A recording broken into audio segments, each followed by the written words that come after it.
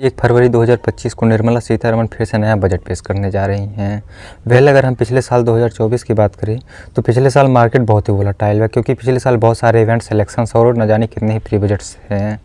अगर हम बात करें कि इस बार जो बजट है उसके क्या क्या एक्सपेक्टेशंस हो सकते हैं, तो पहले हम उसकी भी बात करेंगे। पहले हम पिछले साल के बजट का एनालिसिस कर लेते हैं कि उसका स्टॉक मार्केट पे क्या इफेक्ट पड़ा, या फिर जिस दिन बजट आया उस दिन स्टॉक मार्केट का क्या हाल था। उससे पहले हम 2024 के बजट की बात करें, पहले हम देख लेते हैं अगर गवर्नमेंट के पास 1 रुपया आता है तो 1 रुपया आता कहाँ से, वो किसके पास से आता है। यहाँ से 19% रुपये इनकम टैक्स से आते हैं, 27% बोरिंग्स हैं, अदर लाइबिलिटीज से आते हैं, 9% नॉन टैक्स रिसिप्ट से आते हैं, और जो 1% है वो नॉन डेप्ट कैपिटल रिसिप्ट से आते हैं, और 4% कस्टम से आते हैं। 17% जो कॉर्पोरेशन टैक्स होता है, जो लोग जॉब करते हैं वो लोग जो टैक्स देते हैं वो 17% यहाँ से आता है, और 18% तो जीएसटी से आता है, 5% यूनियन एक्सरसाइज ड्यूटी से आता है। अब हम बात करते हैं हमारे पास 1 रुपया आता है तो 1 रुपया गवर्नमेंट के पास से फिर जाता कहाँ है। उसका 4% पेंशन्स में जाता है, 9% अदर एक्सपेंडिचर्स में जाता है, 8% सेंट्रल स्पॉन्सर्ड स्कीम्स में जाता है, और 9% फाइनेंस कमीशंस एंड अदर ट्रांसफर्म्स में जाता है। 21% इसका जो एक मेजर पार्ट है वो state shares of taxes and duties में जाता है।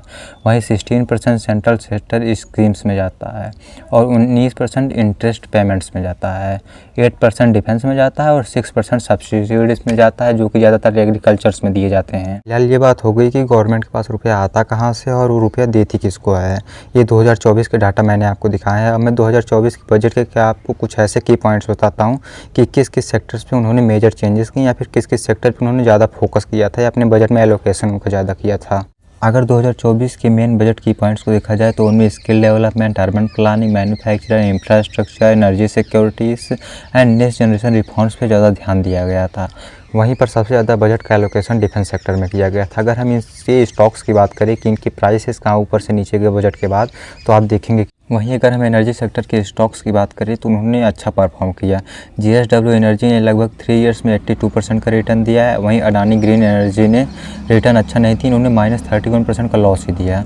वहीं KPI ग्रीन एनर्जी ने 958 पॉइंट का रिटर्न दिया। अभी तो 2024 के बजट की बातें हो गई। वहीं पर अगर हम 2025 के 1 फरवरी का आने वाले बजट की एक्सपेक्टेशंस और उठने वाली मांगों को देखें तो आप अगर 2025 के बजट की इंश्योरेंस के बारे में देखें तो फाइनेंस मिनिस्टर अरुण जेटली ने 2018 में नॉन सीनियर सिटीजन्स के लिए 30,000 से 50,000 रुपये तक के एक्सपेंसेस को बढ़ा दिया था। उसके बाद 2018 से वो वैसा का वैसा ही है।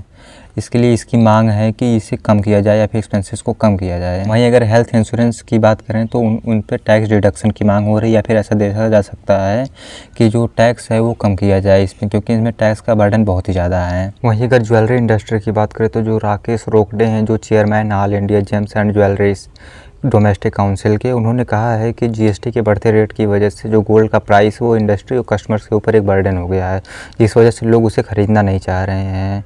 इसलिए उनका एक्सपेक्टेशंस यही है, या फिर उन्होंने यही कहा है कि उनकी एक्सपेक्टेशंस यही है कि आने वाले समय में उसके ऊपर जीएसटी को कम किया जाए या फिर रिडक्शन किया जाए, ताकि लोग ज़्यादा से ज़्यादा ज्वेलरीज को खरीद सकें।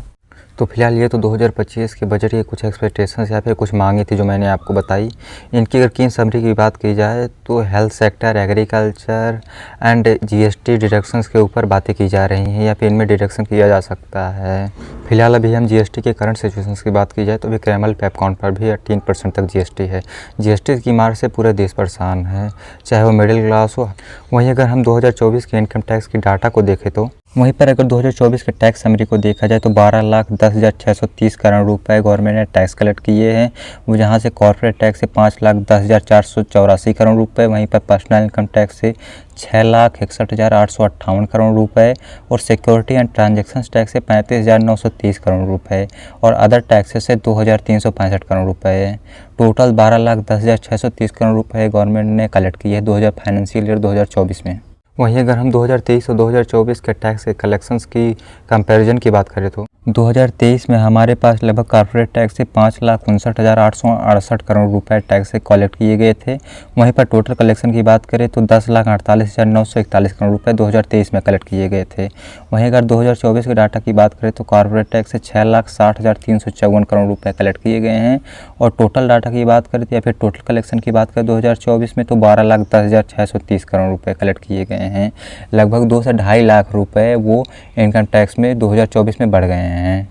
फिलहाल ये कुछ डाटा थे जो मैंने आपको शो किया। अभी ये तो 1 फरवरी 2024 को ही पता चलेगा कि फाइनेंस मिनिस्टर ने क्या क्या अनाउंसमेंट या फिर क्या क्या बजट एलोकेशन किस किस सेक्टर्स में किए हैं।